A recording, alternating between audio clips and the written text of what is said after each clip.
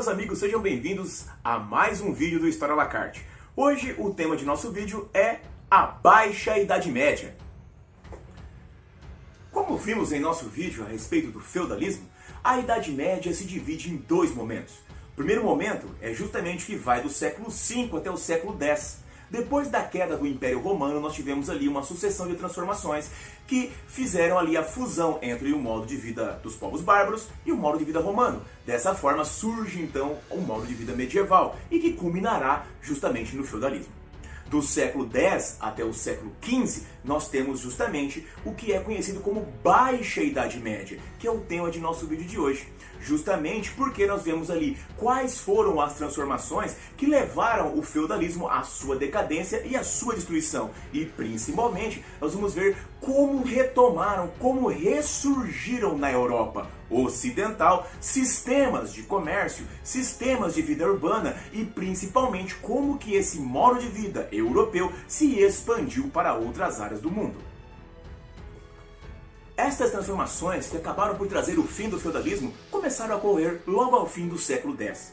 Logo no final do século X, tivemos algumas transformações que irão causar a destruição desse modo do sistema feudal. Lembre-se, o sistema feudal é um modo de vida rural, é um modo de vida amonetário, é um modo de vida acomercial e é um modo de vida onde o poder é descentralizado. Esses sistemas começarão a ser corroídos por dentro a partir do final do século X. Uma das primeiras coisas que nós temos que vai levar ali a trazer o final desse sistema é justamente que ao final do século X, no final do século X, começo do século XI, as levas de invasões terminam. Nós temos ali que os últimos povos invasores, que estavam acometendo a Europa Ocidental com destruição, medo e guerras, foram os vikings. Os vikings começaram a invadir a Europa Ocidental por volta do século VII e início do século VIII. No entanto, ao final do século X, essas levas de invasões vikings terminam. Principalmente que nós temos ali um marco decisivo nisso, a questão é quando nós temos ali que os povos normandos se solidificam, se assentam justamente no litoral francês, onde surgirá a Normandia. Além dos vikings, também haviam povos que invadiam chamados húngaros, os que seriam hoje os indivíduos que estão provenientes da Hungria, mas que também por volta do século X pararam de invadir a Europa Ocidental. Nesse quesito então, nós podemos observar que com o final das invasões desses povos bárbaros, nós tivemos justamente uma grande leva de paz, um grande período de paz começa a surgir na Europa Ocidental. Essa paz, ela ainda é auxiliada porque nós tivemos ali que por meados do século XI é instituída a chamada Paz de Deus, onde conflitos, guerras e atos de extrema violência são condenados pela igreja, fazendo com que o indivíduo que fosse o responsável por esses atos de extrema violência fosse condenado ao inferno. Nesse momento nós temos que a paz de Deus e o final das invasões traz grande paz justamente para o povo que vivia na Europa Ocidental. Além do fim das invasões dos povos bárbaros, outro elemento que nós tivemos que transformou o modo de vida da Europa Ocidental é justamente um aumento significativo na oferta de alimentos. Isso vai acontecer justamente porque nós tivemos ali algumas tecnologias sendo transformadas. Primeiramente, nós tivemos ali que o indivíduo do medieval aprenderá a fazer de metal um utensílio chamado charrua. A charrua, meus amigos, ela é uma espécie de arado, uma espécie de lâmina que corta o solo. Como agora ela é feita de metal, ela consegue cortar o solo de uma forma mais aprofundada, trazendo terras que ainda não haviam sido utilizadas, terras que contêm maior número de nutrientes. Maior número de nutrientes esse que poderá ser utilizado para promover uma plantação, uma planta, um alimento mais saudável e mais forte.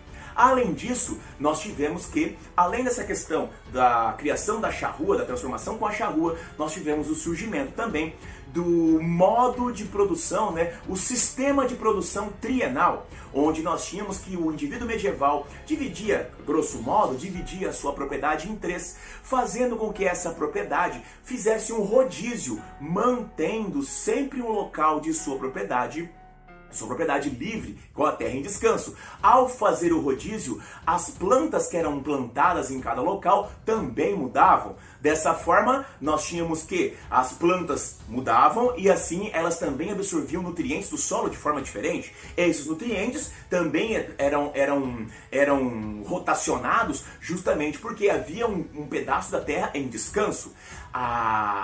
O sistema de plantação trienal, o sistema de rotação trienal garantia que sempre houvesse um pedaço da terra descansado com mais nutrientes, promovendo dessa forma também uma planta mais forte, uma planta mais forte e mais cheia de vitaminas e nutrientes para quem fosse se alimentar dela. Mas o terceiro ponto de transformação é justamente uma mudança no modo de atrelamento dos animais. Na maneira mais antiga, os animais eram atrelados, ou seja, os arados, as coisas que os animais puxavam, eram amarradas no seu pescoço. Amarrados no pescoço, essas coisas acabavam, esses arados, essas carroças, acabavam por enforcar o animal e dessa maneira ele não conseguia colocar toda a sua força na produtividade. Com a invenção desse novo sistema, desse novo modo de atrelamento dos animais, amarrado não no pescoço, mas aqui num sistema de forquilha onde é encaixado no tórax, no peito do animal. Dessa maneira, então, o animal, não sendo enforcado, consegue colocar toda a sua força para puxar o produto, para puxar a charrua. E dessa maneira, nós temos que os arados, os sulcos feitos na terra, as linhas feitas na terra eram sempre mais profundas, trazendo terras melhores. E isso traz um aumento gigantesco na produtividade dos alimentos. Veja bem, meus queridos, com o fim das invasões, com o aumento da oferta de alimentos com qualidade muito melhor, nós temos que, no final do século X e início do século XI, há justamente um aumento populacional. A população na Europa Ocidental aumenta, cresce, e dessa forma nós temos então que se transformará assim num grande período de fartura nesse momento, pelo menos por enquanto. Essas novas tecnologias, esses novos sistemas agrícolas dão tão certo, mas tão certo, que acabam dando errado. Por que acabam dando errado? Porque o aumento da população é muito grande. O aumento da população é grande demais. Dessa forma, chegará um momento em que eles não mais conseguirão alimentar as pessoas que vivem nos feudos. E como vocês sabem, meus amigos, os senhores feudais são extremamente preocupados com a vida dos indivíduos que vivem no feudo. Só que não.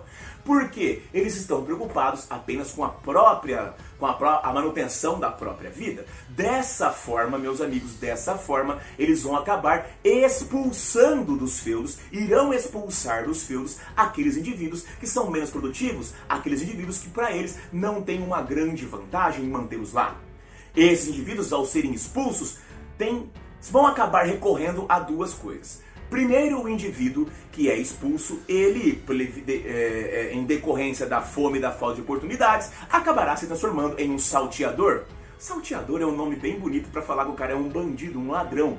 Mas ele se transformará num salteador, irá roubar as plantações, irá roubar ali os feudos, irá roubar as pessoas e as vilas dos feudos. Bom, lembre-se, a sociedade medieval, a sociedade feudal, é uma sociedade muito temente a Deus e muito religiosa. Dessa forma, muitos indivíduos que foram expulsos não vão se transformar em ladrões, porque não querem ir para o inferno. Irão fazer uma outra atividade. Esses indivíduos irão se transformar em mercadores. Mercadores, ou, como mais comumente conhecemos, comerciantes. Claro que no início eles vão apenas aperfeiçoar o modo do escambo que nós já vimos que existia no feudalismo. Lembre-se, no feudalismo não tem comércio, e tem escambo. E esses indivíduos, esses mercadores, irão aperfeiçoar o sistema de escambo que surge nesse momento. Porém, eles irão aperfeiçoar tanto esses sistemas de escambo que irá, porventura, e como veremos no futuro, irá retomar a atividade comercial. Mas reparem, nós temos então que um dos pontos centrais do feudalismo não existe mais. O feudalismo, lembre-se, o feudo, lembre-se, ele é uma propriedade autossuficiente. No entanto, neste momento, ele já não consegue mais prover esse tipo de situação. Temos a primeira grande mudança que irá, com o tempo, destruir o feudalismo.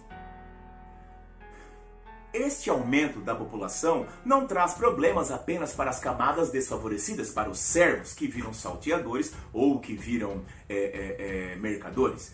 Nós temos também que a camada da nobreza também é acometida por um problema nesse quesito. Lembremos que os nobres, quem herda a herança dos nobres, ela é apenas para o filho mais velho. Isso se chama lei da primogenitura, certo? Só que com o aumento da população, com o fim das guerras, o aumento e a melhora na oferta dos alimentos, nós temos que muitos nobres também irão agora viver. Dessa forma, surgirá ali uma camada muito problemática para os nobres, porque o cara é nobre, ele tem títulos, mas ele não tem terras. Muitos segundos filhos, muitos terceiros filhos não terão herança e dessa forma partirão em aventuras em busca de riquezas. No início ainda conseguirão encontrar senhores com grandes feudos que irão, devido a demonstrações de sua coragem, demonstrações de sua bravura com os atos da cavalaria, nós temos ali que alguns indivíduos ainda conseguirão ter ainda acesso a algum benefício, se transformando em algum vassalo de um grande senhor feudal. No decorrer do tempo, vai chegar o momento que não há mais terras para serem divididas. Ou seja, surgirá e se consolidará uma camada social formada por nobres, mas que não têm terras, ou seja, nobres pobres. Isso é um grande problema e é justamente essa situação que vai ser uma das motivadoras para o surgimento de um outro elemento que irá causar o final do feudalismo neste ponto. O outro elemento que irá colaborar para o final do feudalismo são as cruzadas. As cruzadas, meus amigos, são expedições militares e religiosas que tentaram justamente retomar a assim chamada Terra Santa. A Terra Santa, meus amigos, é a cidade de Jerusalém, mas não apenas a cidade de Jerusalém. Jerusalém e toda a região onde Jesus viveu ali no Oriente, não é verdade? Em 1095, nós temos que o Papa Urbano II convoca os nobres europeus para realizar a libertação dessa Terra Santa. Segundo o Papa, os infiéis, terríveis muçulmanos seljúcidas estavam impedindo a visitação dos cristãos à cidade de Jerusalém, o que não era realidade, o que não era verdade. Mas o que era verdade é que o Império Árabe, a força do Império Árabe estava crescendo e tentava tomar a cidade de Constantinopla. Constantinopla já não fazia mais parte da região que seguia o cristianismo católico, seguia um outro cristianismo, o cristianismo ortodoxo romano. É nesse ponto, neste momento, em 1095, que chega nas mãos do Papa, na Europa, uma carta do imperador bizantino pedindo ajuda. Assim, o Papa vê uma grande oportunidade para que ele possa crescer novamente a religiosidade católica no Oriente, se os europeus, se os cavaleiros europeus auxiliassem a libertação não apenas do Império Bizantino, mas também de toda Jerusalém. É justamente com essa ideia em mente que o Papa Urbano II convoca a Primeira Cruzada em 1095. Essa Primeira Cruzada vai demorar um pouco de tempo para sair ainda, né? Ela só parte, a Primeira Cruzada, a primeira comitiva da Cruzada, só parte para o Oriente em 1096, conhecida como a Primeira Cruzada Oficial. As cruzadas foram várias expedições que foram para o Oriente tentando libertar a Terra Santa. Essas várias expedições, algumas tiveram sucesso, outras não. Na realidade, a expedição que teve sucesso foi apenas a primeira que saiu em 1096 para libertar a Terra Santa. Meus amigos, mas por que os indivíduos sairiam da Europa para ir para lá? Nós temos três motivos. Um motivo que é feito pelo motivo religioso, na verdade, onde nós temos ali o que faz os clérigos ir até o Oriente, justamente para tentar retomar e ampliar a força da cristandade católica no Oriente, né? Então esse é o motivo que faz os clérigos irem para lá. Nós temos um motivo que faz os nobres irem para lá. Os nobres, meus amigos, como falei a vocês, existiam muitos nobres pobres. E esses nobres sem terra viam que, se eles fossem até Jerusalém, era muito provável que eles conseguissem novas terras que seriam conquistadas desses infiéis muçulmanos. Dessa maneira, os nobres em busca de aventura, os nobres em busca de terras, os nobres em busca de riquezas, partem para o Oriente para tentar libertar a Terra Santa e ter o seu pedaço de terra. Por último, nós temos também os servos.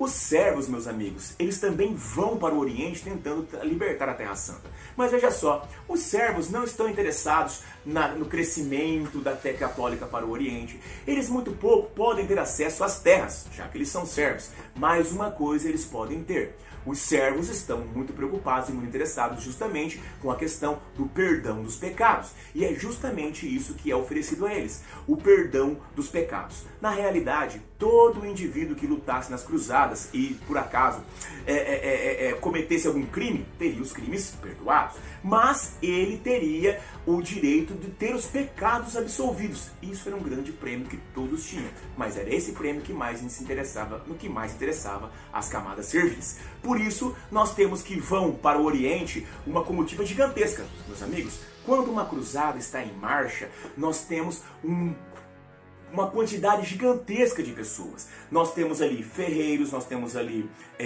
comerciantes, nós temos ali cavaleiros, nós temos servos, nós temos todo tipo de gente marchando. É uma verdadeira cidade em marcha. E é essa cidade que foi colocada em marcha em 1096 para participar da primeira cruzada oficial.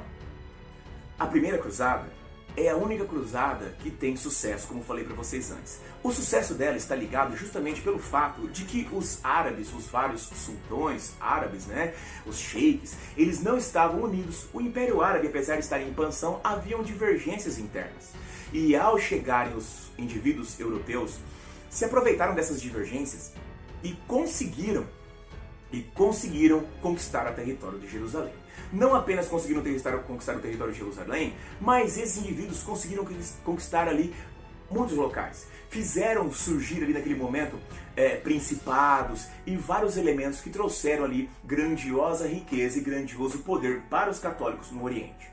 Na primeira cruzada, também é nela que surgem as chamadas ordens militares monásticas. Nós temos várias ordens militares monásticas. Ordens onde os monges, os clérigos, também são soldados, também são guerreiros. São muito famosas. Nós temos, por exemplo, os cavaleiros teutônicos. Nós temos também os chamados cavaleiros hospitalários, que eram responsáveis por salvaguardar ali, os peregrinos, e dessa forma então nós tivemos que eles acabaram criando o hospital por receber os peregrinos adoentados em suas instituições.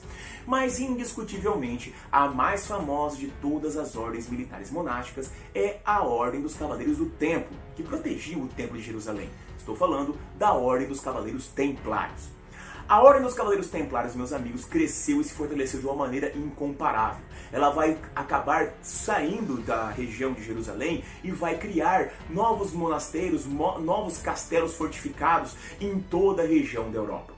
Sobre os templários, sua origem e os detalhes principalmente de seu fim, nós teremos aqui no nosso canal um vídeo específico. Mas é importante frisar, essas ordens militares monásticas surgiram aqui no final da Primeira Cruzada, porque é justamente a Primeira Cruzada a única cruzada que teve real sucesso nas conquistas e no estabelecimento de territórios cristãos no Ocidente, ou territórios cristãos no Oriente.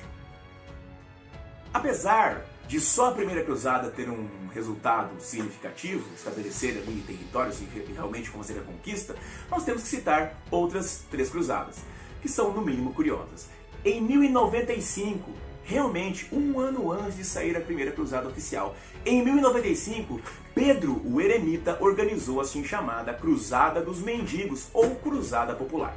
Pedro, convoca como o nome diz, os populares, e eles marcham até a Terra Santa. Quando chegam na região de Constantinopla, eles vão ser massacrados, serão massacrados pelos árabes, serão massacrados pelos muçulmanos que dominavam a região ali próxima a Constantinopla, e os poucos sobreviventes vão acabar se juntando com a cruzada oficial que encontraram no caminho. Bom, além da Cruzada Popular, Cruzada dos Mendigos de 1095, nós temos também a chamada Cruzada Comercial. Como nós sabemos, não são apenas os motivos oficiais religiosos que motivaram as cruzadas, nós tivemos motivos nem tão puros e nem tão religiosos assim. Um desses motivos, em 1202, motivou a chamada Cruzada Comercial. Nós tivemos que as cidades italianas, do qual já estavam se aproveitando do grande fluxo comercial com produtos orientais, patrocinou a cruzada. Mas essa cruzada nem chegou próxima a Jerusalém. Essa cruzada foi direcionada para a cidade de Constantinopla, destruindo-a e tomando a posse das rotas comerciais para as cidades italianas, Gênova, Veneza, por exemplo. E por fim, a terceira cruzada que nós iremos falar aqui, essa terceira cruzada que deve ser citada, aconteceu em 1212. Os cristãos haviam perdido há muito tempo já os territórios que eles conquistaram outrora. Entre 1096, da primeira cruzada, a única que teve sucesso, até 1212, esses territórios, os condados, os principados, os territórios haviam sido retomados pelos muçulmanos. Os muçulmanos haviam se organizado e dessa forma conquistado novamente o território. Mas os cristãos chegaram à conclusão de que eles não haviam conseguido vencer os muçulmanos porque quem participava das cruzadas eram pessoas pecadoras e, portanto, Deus as tinha abandonado. Dessa maneira, então, nada melhor do que mandar aqueles indivíduos que não possuem pecado, que são livres do pecado. Naquele momento, na cabeça das pessoas, aos indivíduos que não possuem pecado, que são livres de pecado, são somente as crianças. Então, em 1212, foi enviada a Cruzada das Crianças, que não preciso nem dizer para vocês que foi um total fracasso, né? Os árabes a destruíram e as crianças que sobreviveram foram escravizadas. Meus amigos, de uma maneira geral, as cruzadas, no âmbito militar, foi um fracasso. As cruzadas no âmbito de conquista territorial, foi um fracasso. Mas nem tudo foi um fracasso promovido pelas cruzadas. Afinal de contas, elas promoveram uma transformação significativa que vai mudar a Europa por completo. É justamente por meio das cruzadas que os europeus entrarão em contato com produtos que até então eram totalmente desconhecidos. Esses produtos ficarão conhecidos como especiarias.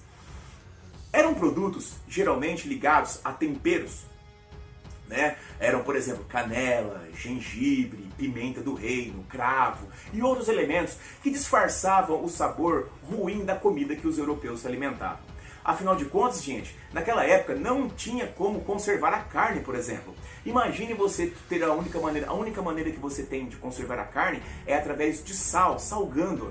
E mesmo assim não conserva direito. Fica aquele gosto meio rançoso. Aí você pega e tempera essa carne com pimenta do reino, tempera essa carne com cravo, tempera essa carne com noz moscada. Imagine como que aconteceu. É nesse momento também que vai ser descoberto o açúcar de cana. Afinal de contas, os europeus adoçavam a maioria dos seus pratos com mel.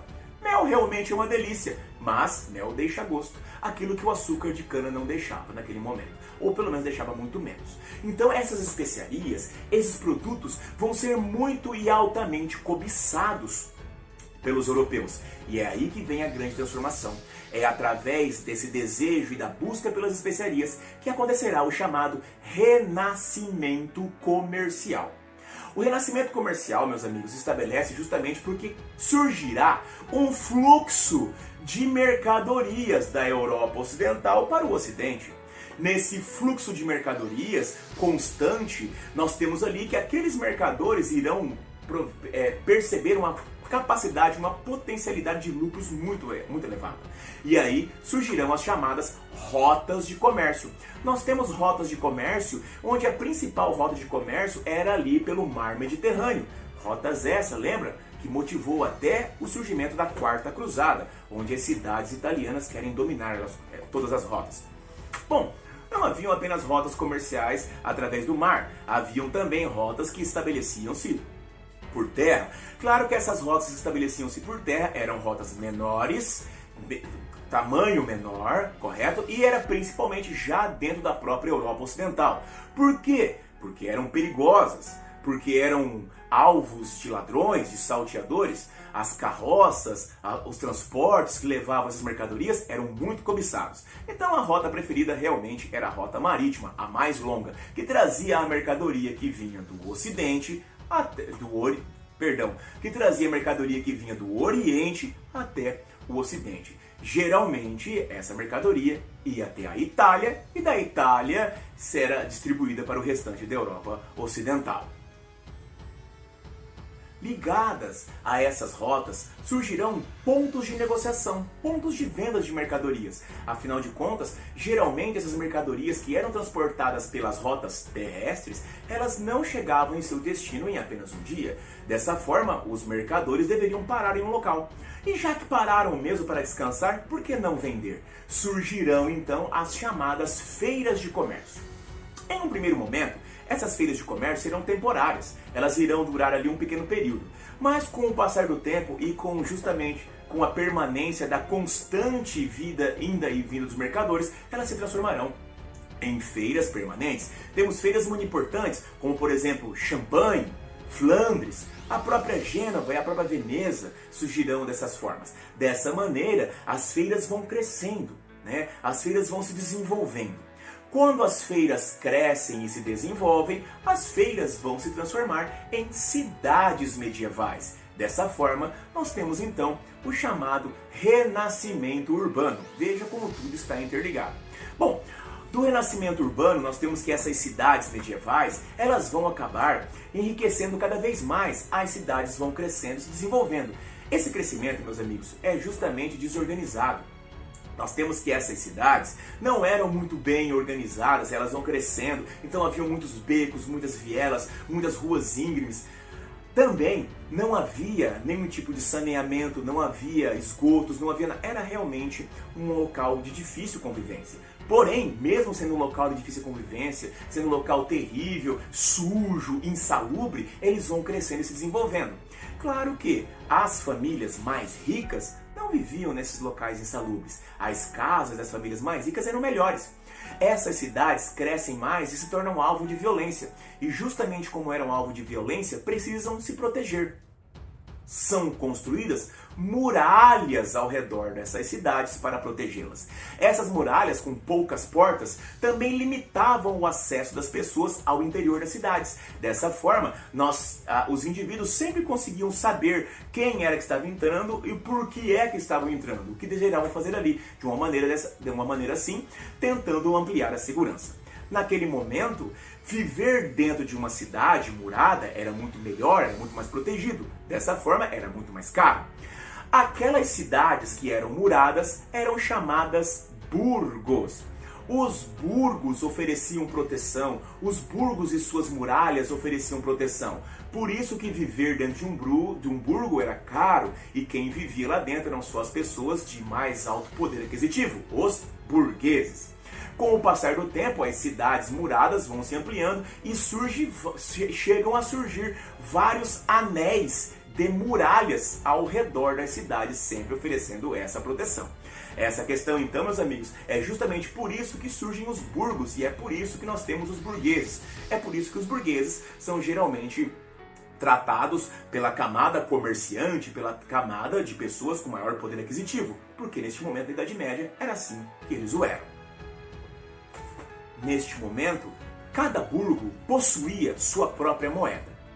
Então, um comerciante que fazia comércio em vários burgos deveria possuir várias moedas de cada burgo que ele fazia comércio. Ou ele poderia simplesmente procurar um indivíduo que surgiu no burgo. No burgo, na feira que existia dentro do burgo, surgiu um indivíduo responsável por trocar cada moeda de cada burgo. Esse indivíduo responsável pela troca era chamado cambista. Esse cidadão, ele acabou se transformando num cidadão mais rico, mais poderoso, e é através dele que teremos o surgimento das chamadas atividades bancárias. Porque no início, o cambista nada mais era do que um indivíduo que sentava na feira e colocava sobre um banco, aí o nome é atividade bancária, colocava sobre um banco as moedas que ele tinha disponível para troca. Dessa forma, quando ele enriquece e constrói uma casa para ele, um local de troca, ele tem que colocar ali Banco do Senhor José, Banco do Senhor Antônio, para que ele seja reconhecido, para que ele seja então preferido pelos seus clientes. A atividade bancária vai crescendo. Dessa maneira, nós temos que logo os banqueiros, o dono desses bancos, conseguirão então até realizar empréstimos para poder financiar outras mercadorias, para poder financiar outras atividades, para poder financiar outros elementos. Os banqueiros também se enquadrarão nessa categoria de grandes e ricos burgueses deste momento. Burguês, meu amigo, nesse momento, então, não é apenas o indivíduo que faz comércio, mas burguês, como nós temos hoje em dia, é o indivíduo que tem dinheiro. Na busca por ampliar os lucros, na busca por ampliar os recursos, nós temos que surgirão as chamadas associações. Surgirão associações de cidades. As associações de cidades são chamadas de ligas ou ranças. As cidades se organizam para tentar promover ali uma atividade comercial melhor, proteger melhor as rotas, fazer então com que as mercadorias circulem mais e também tenham maior quantidade de lucros. Além das ranças ou ligas, que são associações de cidades, surgirão também as guildas, associações de comerciantes. Essas associações, meus queridos, serão associações responsáveis justamente pelo controle da qualidade, pelo controle da metodologia de produção e principalmente as guildas serão responsáveis para que não haja o aumento da concorrência, porque quanto maior é a concorrência, menor é o preço. Então, eles vão fazer o máximo possível para ter poucas atividades do mesmo comércio na cidade. E dessa forma, então, nós temos um preço sempre elevado. Além das guildas, nós temos as chamadas corporações de ofício. As corporações de ofício são associações de artesãos, tá? Associações desses indivíduos que têm as habilidades. Com isso, eles também têm a ideia de diminuir a concorrência e manter o preço de seu trabalho sempre elevado, ganhando sempre mais. Bom, nesse contexto, nós temos que existe o fortalecimento. As cidades vão crescendo e vão se fortalecendo.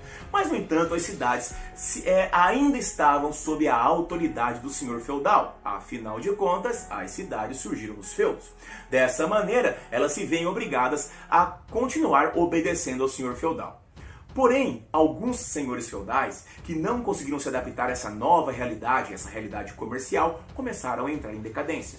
É justamente nisso que algumas cidades irão comprar a sua independência, irá comprar a sua autonomia do senhor feudal. E é nesse ponto que nós temos as chamadas cartas de franquia. As cartas de franquia são documentos pelos quais as cidades, as associações, elas compravam a autonomia do senhor feudal. Quando nós estamos falando ali de uma cidade autônoma, independente na França, por exemplo, elas eram chamadas de comunas. Quando nós falamos de uma cidade independente na Itália, por exemplo, elas eram chamadas de repúblicas. Por isso que na Itália nós temos a República de Milão, a República de Florença, a República de Veneza, a República de Nápoles. Então nós temos várias cidades que conseguiram comprar a sua independência, se transformando em repúblicas. Dessa forma, utilizavam-se as cartas de franquia. Por fim, nós temos que relatar que neste momento ali surgiram as chamadas oficinas de produção. Nós temos ali que o trabalho vai ser mais organizado, mudando agora de metodologia e de maneira do qual ele era feito. As oficinas, elas obedeciam uma hierarquia rígida. No topo estava o mestre, que era dono da oficina, dono dos materiais, dono de tudo que era produzido, dono das ferramentas e dono de tudo. Este mestre, ele possuía, geralmente, quando ele não conseguia dar conta do trabalho, ele contratava o chamado jornaleiro, que era um indivíduo que tinha os conhecimentos para realizar o trabalho, mas não tinha a sua oficina. Então ele trabalhava por jornada e recebia por jornada, dessa forma chamado jornaleiro.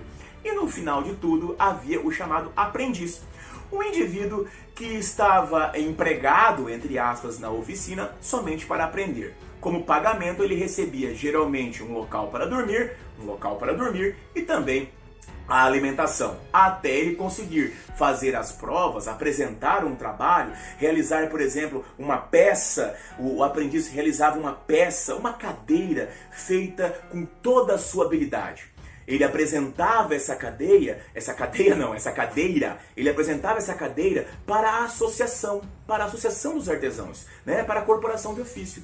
Se ele apresentasse uma cadeira e fosse considerado, então, apto, ele receberia o título de mestre. Por isso, hoje nós temos um indivíduo que é mestre em tal elemento, mestre nisso, mestre naquilo. Por quê? Porque ele realiza um trabalho com toda a sua habilidade, um trabalho carregado de maestria.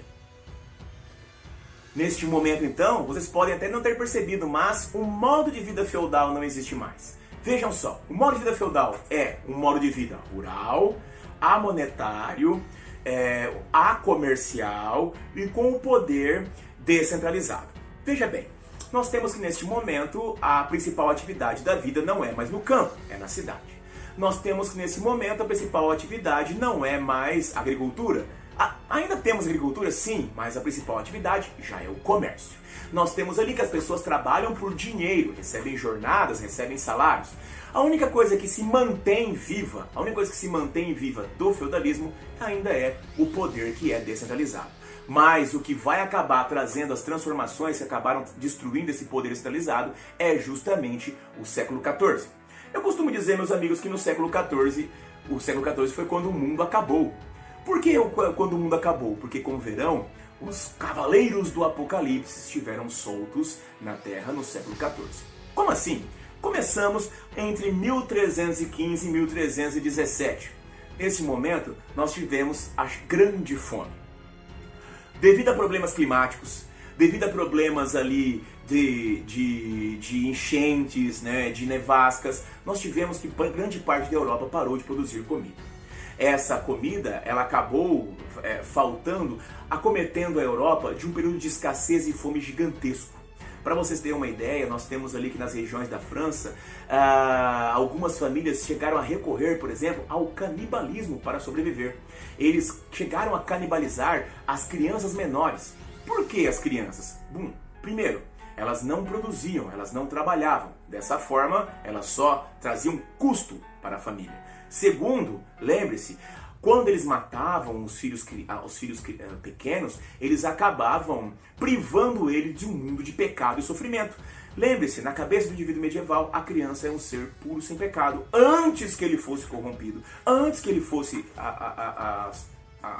acometido de muito sofrimento, então eles retiravam essa criança deste local. A Grande Fome foi responsável por uma grande destruição e principalmente com a Grande Fome morreu uma quantidade gigantesca de servos, de indivíduos que trabalhavam nos feudos, né? Os senhores feudais, que ainda existiam, não diminuíram a cobrança de taxas e de impostos sobre os servos, fazendo com que, além de que muitos servos haviam morrido, fazendo com que muitos servos fugissem dos feudos, indo fugir para as cidades. Essa fuga dos servos vai trazer uma frase muito importante nesse momento, que dizia que o ar da cidade liberta. Por quê? Um indivíduo que fugiu de um feudo, ele era um fugitivo. Lembre que ele devia para o senhor feudal vários tributos, então ele tinha que ficar e tinha que pagar. Mas como ele foge, ele é realmente um fugitivo. Se ele vivesse em uma cidade por mais de um ano e não fosse descoberto, ele automaticamente estava livre. Por isso que dizia que o ar da cidade liberta. Esse momento é importante para entendermos que começa o enfraquecimento do poder dos nobres, justamente porque, como os nobres, na sua grande maioria, viviam de cobrar impostos dos servos no feudo, se os servos estão morrendo, eles não têm mais o que cobrar.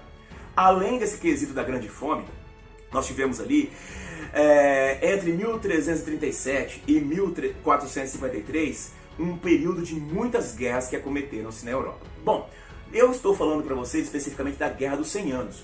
A Guerra dos 100 Anos, meus amigos, é um período de mais de 100 anos de guerra que aconteceu entre a França e a Inglaterra. Né? A Inglaterra, o rei da Inglaterra, ele reivindicava o trono francês a todo custo e dessa forma invadiu muitas vezes a região da França.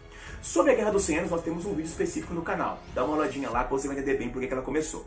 Mas o que nos interessa aqui nesse momento é porque quando os ingleses invadiam a França e quando a guerra acontecia, né, nós temos ali que muitas plantações eram destruídas, muitas casas e muitas vilas eram destruídas, os servos eram mortos. Perceba, mais uma vez a mortandade dos servos. E os senhores não diminuíam os impostos.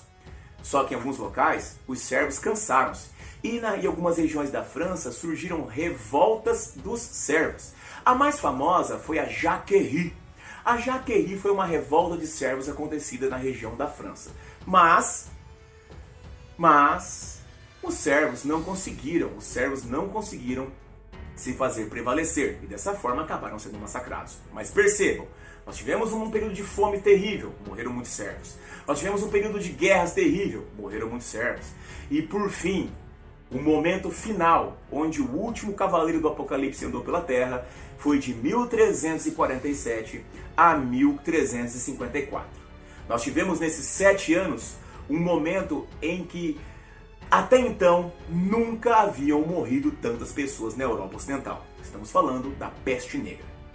A peste negra, meus amigos, é uma doença que hoje nós sabemos que é a peste bubônica. Ela chegou da Ásia por meio de navios trazendo ratos contaminados. A peste negra é transmitida através da pulga do rato. E como a pulga do rato pica as pessoas, pica outros ratos e pica todo mundo, nós temos então que acaba se espalhando na Europa Ocidental. Lembre-se, eu comentei com vocês que a Europa Ocidental não era um local de muita higiene. Dessa forma então, meus amigos, nós temos que esse rato encontrou um local perfeito para se proliferar. Outro elemento importante de dizermos é justamente que a peste negra tinha um contágio muito rápido. Na Europa Ocidental, meus amigos, todo mundo que poderia ser contaminado com a peste negra praticamente se contaminou. A peste negra foi vista no início, quando ela chegou na Europa, como um castigo de Deus. Deus castigava os homens pelos seus pecados. Dessa forma, nós temos então que uma das comunidades que foi severamente punida, severamente caçada e morta, foram os dos judeus. Os judeus foram, naquele momento, culpados pela existência da peste negra, que era entendida como um castigo de Deus. No decorrer do tempo, nós temos ali que algumas atitudes foram tomadas. Nós temos que sugerir aquela figura pitoresca da Idade Média, que é o médico medieval, todo vestido de couro preto para não entrar em contato com o doente da peste negra. Acreditava-se que a peste negra era transmitida justamente pelos ares fedidos, as áreas infecciosas. Então ele tinha aquela máscara em forma de bico, e aquele bico era carregado de ervas aromáticas para filtrar esse ar pestilento que ele respirava. Esse médico da peste negra, infelizmente, não era tão eficaz assim. Ele tinha mais um apoio moral do que um apoio real, justamente porque a peste negra não era transmitida pelo ar, mas sim era transmitida pela pulga do rato. A peste negra, meus amigos, em 7 anos, ela chegou a matar mais de 1/3 de toda a população da Europa. Bom, meus amigos, aí você vê que com a fome morreram muitos servos, com as guerras morreram muitos servos, com a peste negra morreu todo mundo. Com a peste negra morreu todo mundo, né? Morreu gente do clero, morreu nobreza, morreu senhor, morreu servo. Mas veja bem, nesse ponto, é justamente isso que nós temos de entender. No século XIV, nós tivemos eventos que causaram a morte de muitos servos. Os senhores feudais, a nobreza, vivia de cobrar, principalmente cobrar impostos sobre os servos. Se não haviam mais servos, o seu poder começou a decair. Justamente na decadência do poder que existiu nesse momento, vai abrir as portas para uma outra fase, um outro momento, que é justamente o primeiro ciclo da Idade Moderna. Estou falando com vocês, meus amigos, do Renascimento Cultural. Então, meus queridos, o Renascimento Cultural abre as portas para uma nova fase da história. Mas percebam, acredito eu, que vocês já se perceberam que o feudalismo, o modo de vida feudal, não existe mais. E é por isso que essa fase é conhecida como Baixa Idade Média. Muito bem, meus amigos, se esse vídeo te ajudou, assine o canal, ative o sininho e ajude o História à la Carte a se tornar um canal que possa ajudar não apenas você, mas muito mais pessoas. Desejo a todos, meus amigos, um grande abraço, vida longa e próspera e até mais!